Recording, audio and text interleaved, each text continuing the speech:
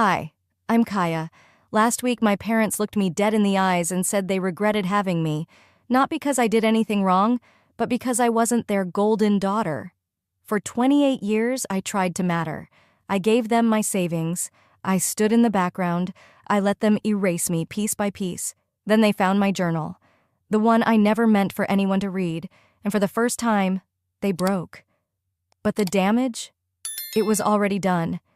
Before we go any further, tell me, what time is it where you are? And where are you listening from? Drop it in the comments. I read everyone. They say spring softens everything, the sunlight, the wind, the way people speak. But nothing about that Saturday morning felt soft. I parked a little ways down the street. The Brenner house hadn't changed. Blue shutters, a porch swing that hadn't swung in years, and a maple tree I used to climb when I was small enough to be noticed.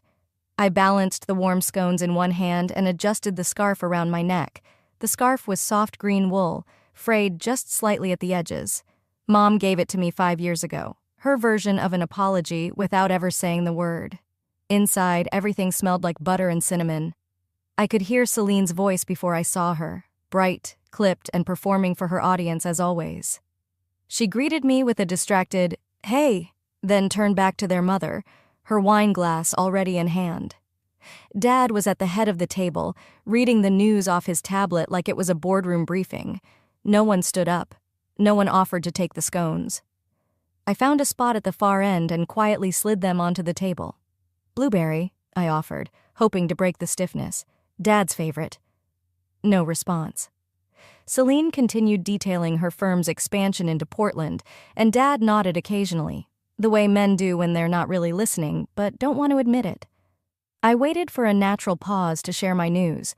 My solo exhibit at the gallery downtown had drawn over 200 guests, even a write-up in the Tribune. "So I had my opening last Friday." Celine raised her hand mid-sentence. Wait, Dad, tell them about that investor who wants you to speak at the Rotary. He sounded huge." He leaned back, folding his arms. Yeah, he's a good kid. Reminds me of someone who listens." I closed my mouth. The scones were cooling. "I just thought it was nice." I tried again, voice quieter. The exhibit. A lot of people showed up. Silence. Mom finally glanced over. "Kaya, you've always been, how do I say it, so performative, even as a kid. You don't need a crowd to be proud of yourself, sweetie." Performative. I bit the inside of my cheek, willing my smile to hold. I watched her sip her tea like she hadn't just taken a scalpel to my ribs. Then Dad said it. "You know, if we're honest, we shouldn't have had a third child. It was too much. We weren't ready. That's not your fault, but it changed everything." His voice was calm, practiced, like he'd said this to himself before, like this was a business decision, finally finalized. I blinked, waiting for Celine to laugh and call him ridiculous. She didn't. Mom didn't flinch either. She just folded her napkin and said, "We said we regret it. That doesn't mean we don't love you. Don't twist things." I sat still for a beat too long. My coffee had gone cold, my face hot. "Did you really just say that out loud?" "You always overreact," Celine muttered without looking at me. I stood slowly. My chair scraped loudly against the hardwood floor. "I need some air." The hallway was dim but familiar. My feet took me toward the photo wall out of instinct. I hadn't looked at it in a long time. I wish I hadn't now. There were new frames. Celine's wedding in Vermont, her husband holding their son, Mom and Dad at some lakeside anniversary dinner. Even childhood photos of Celine and Evan, our brother, grinning at some long-ago science fair. Not one of me. Even the photo from my graduation, the one with my cap crooked and Dad's arm around my shoulder, was gone. I stepped closer. There was a square of clean space where it used to hang, a paler patch surrounded by faint dust, like a missing tooth in a smile. That's when my knees buckled a little. I pressed a hand against the wall to steady myself. My throat felt like cotton. My eyes stung, but I wouldn't give them tears. I walked back to the front hallway, picked up my bag, and opened the front door. The air outside was crisp, but it didn't sting as much as the silence inside had. Standing on the porch, I whispered aloud, just to myself. "They don't regret having me. They just regret that I didn't become who they wanted." I didn't remember the walk back to my apartment. I think I crossed 4 intersections without really seeing the lights change. By the time I stepped through my front door, the blueberry scones I had baked were still warm in the tote, untouched, their buttery sweetness now bitter on my tongue without even taking a bite. The air in the apartment felt heavier than usual, like grief had moved in while I was gone. I didn't collapse on the couch. I didn't cry. I didn't scream. I hung up my scarf, the one Mom had given me 5 years ago, and stood there staring at the empty hook beside it. My keys dangled quietly. Everything looked the same, but nothing felt the same. I moved slowly to my dresser. The bottom drawer held years of tucked-away memories I rarely touched, scraps of the past I once clung to, then buried. I pulled it open and sat cross-legged on the worn carpet, the city hum whispering through the window behind me. My fingers brushed over an old birthday card. I hesitated, then set it aside. And that's when it hit me. I was 9 again, standing just outside the kitchen door, half hidden behind the floral curtain. I hadn't meant to eavesdrop. I was going to ask Mom if I could open my second gift early.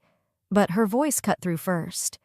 "We should have stopped it too," she said, quietly but clearly. "I don't have it in me to keep faking." Dad's voice came next.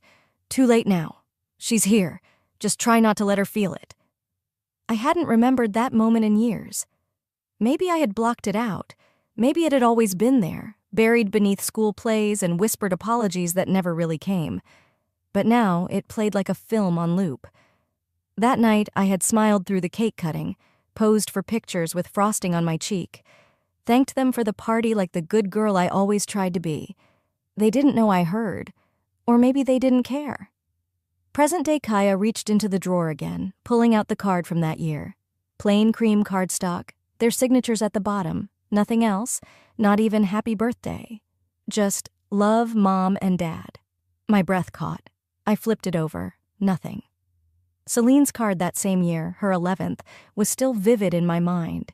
It had flowers drawn in red and purple ink, and Mom had written a full letter on the inside. 2 pages. She read it aloud at dinner. Something about how Celine was a blessing, so bright, and the heart of this family. Even back then, I had smiled through that too. I should have burned this card years ago. Instead, I tucked it back into the drawer like it hadn't just ripped a hole in me. All my life, I'd played the role. The easy one. The helper. The daughter who didn't complain, who didn't ask for much. I kept the peace. I never skipped school. Never rebelled. When I got straight A's, I posted the report card on the fridge myself because no one else did. When I won that regional art contest in high school, I told Mom it was fine she missed the awards night. "You had a work dinner," I reminded her, even though she hadn't. She'd smiled, barely. "You're sensitive, Kaya. Don't take things so personally." But it wasn't personal, was it? It was just invisible. I opened my old diary. The pages were worn, the edges frayed. My handwriting was looped and neat, a child desperate to be understood. I flipped through until one line caught my eye, written in purple ink. "Someday I'll matter enough for them to regret nothing." My throat tightened. I whispered, "Guess that someday never came." 2 days passed like fog, thick and motionless. I barely left my apartment, and when I did, it was for coffee I didn't finish or errands I didn't remember starting. Sunday morning arrived with a text I had already expected. "Sunday brunch. Milas booked a private room. Be there." Mom? No hi, no apology, just a command dressed as a courtesy. I stared at the screen, rereading the words until they blurred. Nora, always the grounding voice, didn't even look up from her crossword when I told her. "Don't go," she muttered. "You already know what's waiting." I buttoned my coat. I need to know if they're really going to pretend like none of it happened. The cafe in Adina was the kind of place you went when you wanted to show people you had your life together. White tablecloths, fresh peonies in small vases, soft jazz humming from the speakers. I arrived early, out of habit, clutching the same leather tote I had taken to the last brunch. A hostess smiled and walked me past the main room to a private area near the back. I paused when I saw the setup. A long table was set for 10, beautifully decorated, already buzzing with polite laughter. And next to it, Closer to the children's play corner was a small table set for two. "Excuse me," I said, pointing. "I'm with the Brenner party." She checked her tablet. "Yes, Kaya, right? You're listed for the small table." My jaw tightened. "That one?" She nodded. "Yes, ma'am, right here." The chair screeched as I pulled it out. I sat, feeling every inch of distance between me and them. The noise of toddlers banging spoons behind me was the only thing drowning out the ringing in my ears. I folded my hands in my lap and stared at the untouched cutlery. Eventually, my father stood and tapped a glass. "Glad everyone could make it. Let's eat and enjoy." And then my mother rose. Her smile was soft but deliberate. She lifted her glass and said, "Here's to Celine's promotion, regional director finally, and to Melis's engagement. We couldn't be prouder. Truly, you two are the joy of our lives." Cheers, clapping, even some awes from the cousins. I lifted my mimosa, sipped slowly, and stared straight ahead. There were 10 names on that table. Mine wasn't spoken. When dessert was served, I excused myself to the restroom. The mirror was too clean, too bright. I barely recognized the woman staring back. "Even here," I whispered, "they need me to vanish for everything to look perfect." I fished out my phone. One word to Nora, confirming. She'd know exactly what it meant. I returned quietly, hoping to slide back in without much notice. But Celine leaned over just as I reached my chair. Her perfume was sharp, her smile sharper. "You know they only invited you so you wouldn't make a scene, right?" I didn't flinch. Maybe they should have let me stay invisible. The ride home blurred through my windshield, trees sliding past like ghost limbs. I didn't even turn on the radio. Just silence, the kind that buzzes at the edges of your thoughts. Back in my apartment, I didn't take off my coat right away. I just stood in the middle of my living room, the air stale and still, as if even the walls were holding their breath. My scarf still smelled faintly like the brunch cafe, syrup and disinfectant. I moved toward the mirror in the hallway, catching my reflection under the yellow ceiling light. Same blouse, same face, same Kaya who'd sat near the toddler corner. I slipped off my shoes one at a time, slowly, like I was peeling off skin that didn't belong to me. I tossed my phone on the couch, then paused. It buzzed with a new notification. An email. I pulled it up, ready to ignore it, but then I saw the subject line. Updated trust structure Carver Family Holdings. The sender was a law firm we'd used during the Lake Eden estate fiasco years ago. I knew that name. I opened the email. No greeting, no explanation, just a bulleted summary of updates to the trust. My name wasn't anywhere in it. A small note caught my eye. Celine Carver to serve as sole trustee and inheritor of the Lake Eden estate. I sat down hard on the edge of the couch, eyes glued to the screen. I felt something rise in my throat, like acid, like air sucked out too fast. I blinked, twice, hoping the words would shift. They didn't. I reached for the side drawer where I kept an old box labeled Lake Eden. I hadn't touched it in years. I pulled out a folded diary page from 2014. I gave them what I had. All I asked was to belong. The memory hit me like winter wind through an open door. It was after the storm, when Mom called crying, saying the cabin might be foreclosed if we didn't cover taxes and legal fees. I'd been 26, just starting to sell paintings at pop-up markets. I'd transferred $43,000 from my savings without hesitation. I remembered the hug, tight, trembling. Her whisper, "You'll always have a home there." What a lie. Or maybe a script. Something she said to calm her conscience. I grabbed my phone and called Dad. I didn't rehearse it. I didn't need to. He picked up. "Hello? When were you planning to tell me about the trust update?" I asked, voice flat. He hesitated. "Kaya, it's complicated. You've been a bit distant." I heard Celine in the background, her voice sharper, irritated. "Just tell her it's finalized. She wouldn't understand anyway." I hung up. No goodbyes. I didn't cry, not this time. I just stared at the floor, then stood up and grabbed my keys. The night air outside smelled of early spring, wet bark, and leftover snow. I drove straight to my storage unit on Hennepin, barely noticing the way my hands gripped the wheel. Inside the dim fluorescent light, I found the plastic bin marked Tax Property Old. I dug until I found a manila envelope with faded marker, Lake Eden receipts and title transfer notes. I held it in my hands, palms sweating, heart thudding with something deeper than rage. If they want war, I whispered, they forgot who helped build their fort. I didn't sleep that night. After pulling out the envelope from storage, I just sat in my kitchen, the old laminate floor chilled under my bare feet. The moonlight from the small window cut across the room, tracing the edges of the papers I hadn't dared to unfold in years. I told myself I'd wait until morning, but my hand had a mind of its own. The coffee I poured at sunrise had long since gone cold. Still, I held the mug like it could warm more than just my hands. I stared at the yellowed envelope again. Lake Eden receipts and title transfer notes. My handwriting, back when I still thought love meant something in ink. I tried to write it out in my journal. Something, anything, but all I could muster was one line. I want to stop existing where I'm not welcome. The words just hung there, silent, like the rest of the apartment. By mid-morning, I finally dialed a number I hadn't called in over a decade. Mr. Halverson, my late uncle's friend. A quiet man, always more patient than necessary. When his voice came through the receiver, I braced myself for formality. Mr. Halverson? This is Kaya Carver. I'm not sure if you remember. Kaya, he said gently. Of course I remember.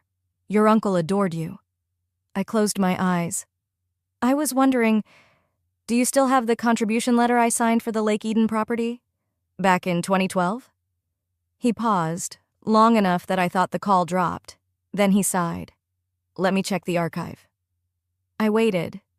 The silence on the line made me feel like a kid again, waiting to see if someone would show up for the school recital. Finally, he returned. I have it, he said. Dated March 4th, 2012. States you contributed $43,000 toward the purchase of the Lake Eden cabin. It's notarized. Your parents signed it. Why? The breath I didn't know I was holding escaped as a soft tremble. I was removed from the trust. No one told me. There was another pause, but this one was different, weighted. I'm sorry to tell you this, he said carefully, but the trust was amended in 2021. I only know because I handled the notarization. It was signed while you were in the hospital, after the accident. Everything slowed. The room felt crooked. You mean, they changed it while I was recovering? I remember you weren't present. I thought it odd, but I was told you'd agreed beforehand. I hadn't. I never did.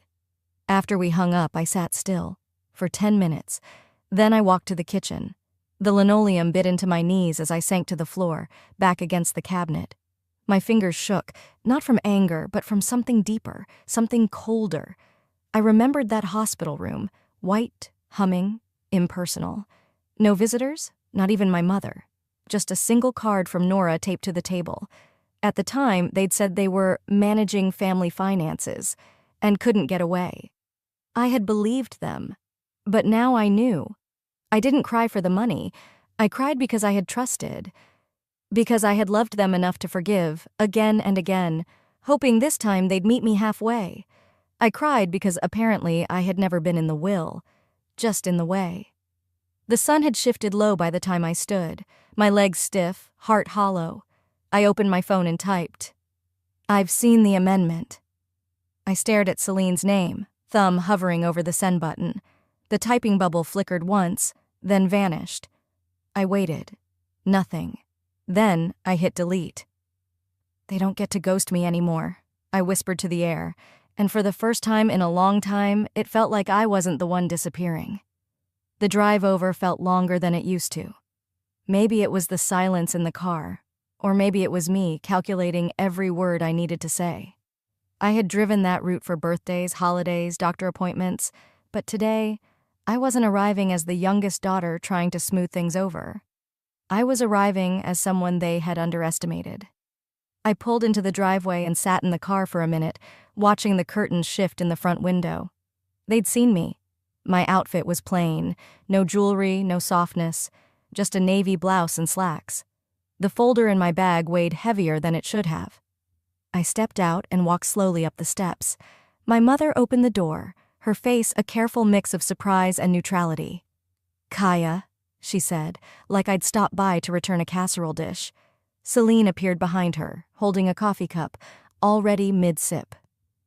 "Look who's here," she said too brightly. I didn't greet them. I didn't step inside yet. I looked at them both, two women who had spent years managing appearances like it was a job. Then I walked in. "Coffee?" my father asked from the kitchen, not looking up from his phone. "No," I replied, placing my bag down on the table. "I'm not here for tea. I'm here to return the favor. You erased me. I'm putting myself back in." Celine chuckled under her breath. "Kaya, really? You're still hung up on this?" I pulled out the folder and handed it across the table. "You can start with this." She took it, flipped open the first page, then scoffed. "This again? You always overreact." I didn't blink. "You removed me from the trust while I was recovering from surgery. You took a property I helped pay for and rewrote the history to suit yourselves." My mother sat down, lips pressed tight. My father rubbed his forehead but still said nothing. Silence had always been his favorite language. "You didn't just forget me," I continued, keeping my voice even. "You planned it, while I was unconscious, while I had IVs in my arms." Celine looked up from the packet, her tone sharp. "You were barely responsive. We made the decision for the good of the family. You were not stable." "No," I said, standing. "You were unstable. You couldn't stand the idea that I might deserve something permanent." I laid the last document on the table, a notarized letter bearing my name, dated, signed. "My lawyer will be in touch. We're beginning formal mediation. I'm not asking you anymore." Celine looked like she wanted to argue. My father finally opened his mouth, then closed it again. I turned, grabbed my bag, and walked out. No one followed. The drive back was quiet, but different this time. Not the kind of silence that screamed rejection, just the kind that came when you finally stopped expecting a sound that would never come. At home, I slid my shoes off and walked into my living room. The air felt still but lighter. I placed my bag gently on the counter, stared at the window as sunlight dimmed into evening. Then, softly, to no one in particular, I whispered, "I'm not afraid of being alone anymore." I didn't expect silence to feel heavier than confrontation, but it did. When I opened the envelope that Thursday morning, the official header was the first thing that struck me. A law firm I'd never heard of, embossed in gold. My name sat beneath the subject line in bold, unblinking letters. I skimmed, hoping it was some mistake. But it wasn't. Celine had filed a countersuit. She'd claimed I had a history of emotional instability, making me unfit to participate in financial matters concerning family estate distribution. There were vague references to therapy, a mention of recorded mental distress following a vehicular incident. No mention, of course, of the hospital visit she never made. I stood in the center of my kitchen, holding the letter like it was something radioactive. My breath was short, shallow. I didn't cry. I didn't speak. I just stared until my hand gave up and let it fall to the floor. For 10 minutes, I sat at the edge of the couch, elbows on knees, blinking against a light no one else could see. Later that afternoon, an old message blinked into my inbox from Harmony Commons, the nonprofit I used to volunteer for years ago, before all of this swallowed my life whole. A panel, Thursday afternoon. Topic, Invisible Work, the Unseen Labor of Women.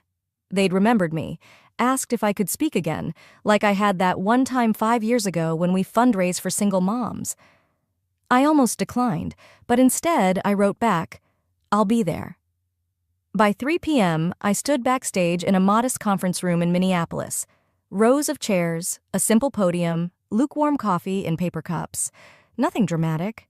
My hands trembled slightly, not from fear of speaking, but from what I was choosing not to say.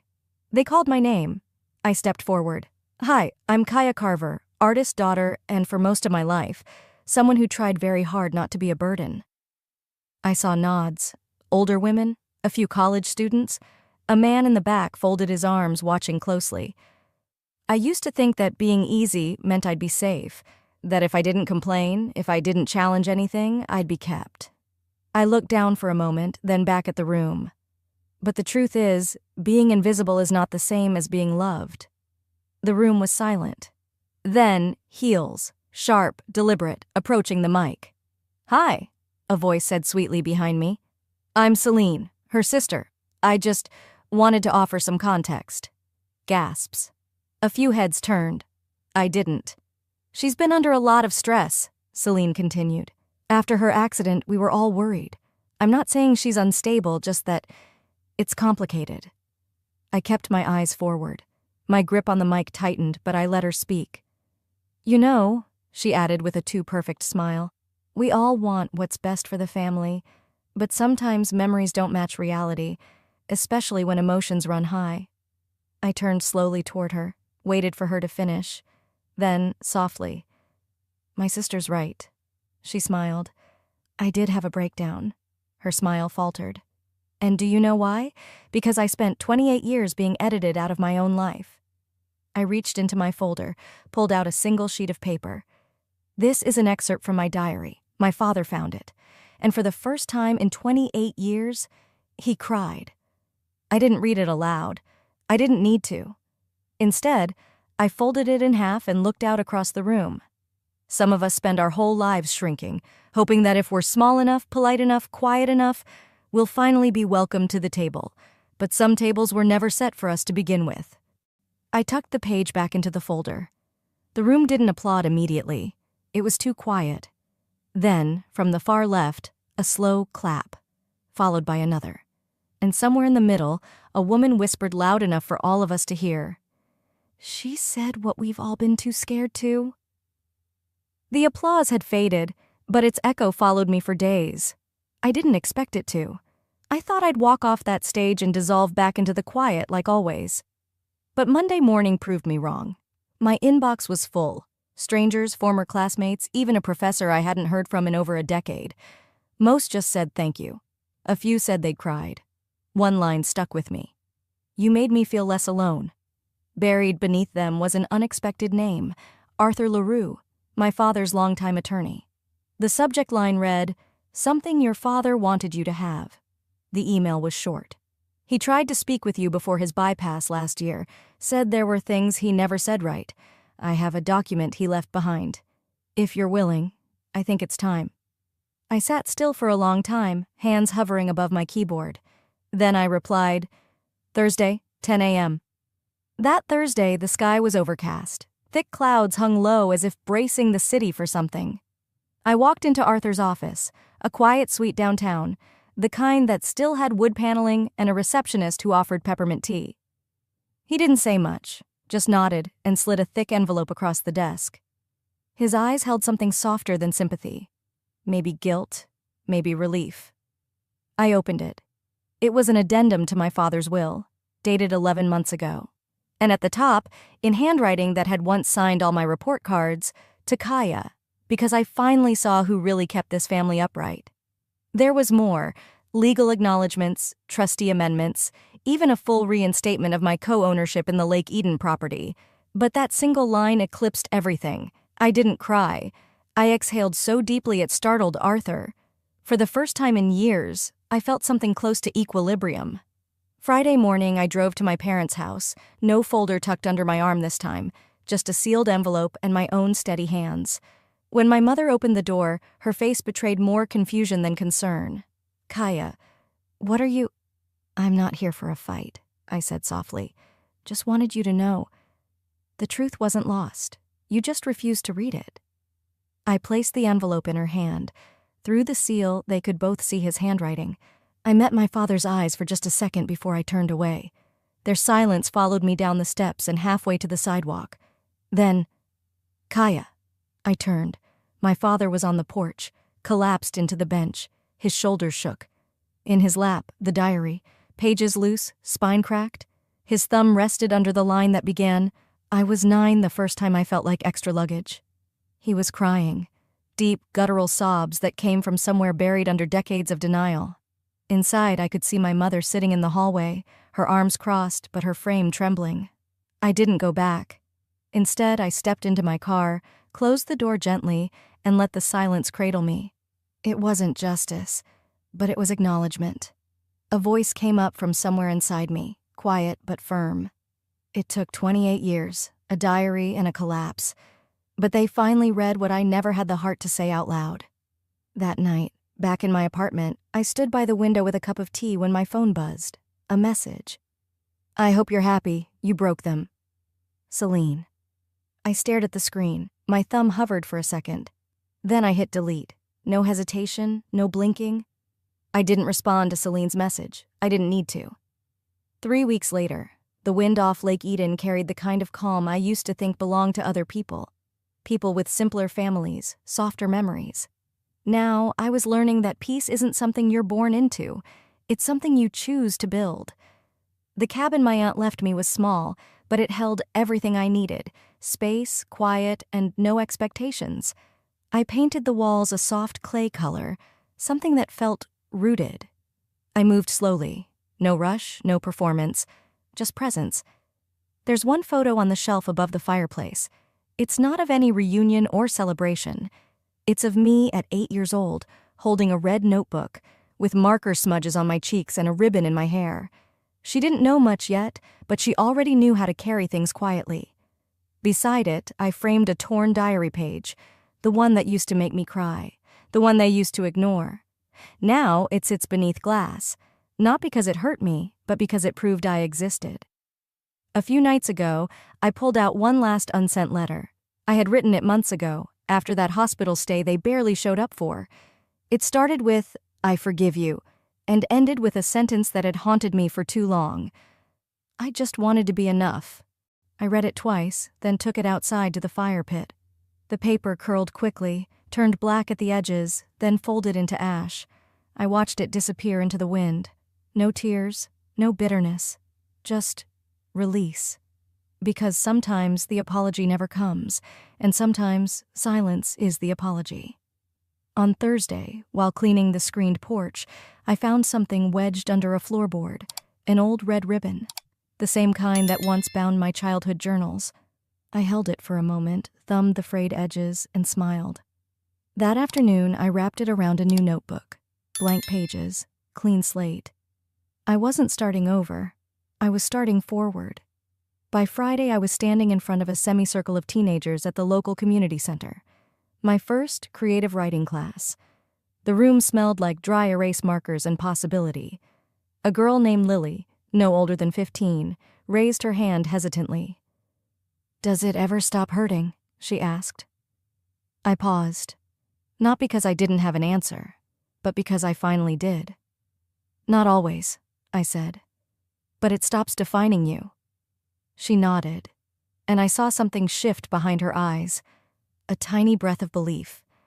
And for the first time in a long time, I felt the chain break, not just for me, but maybe for her too.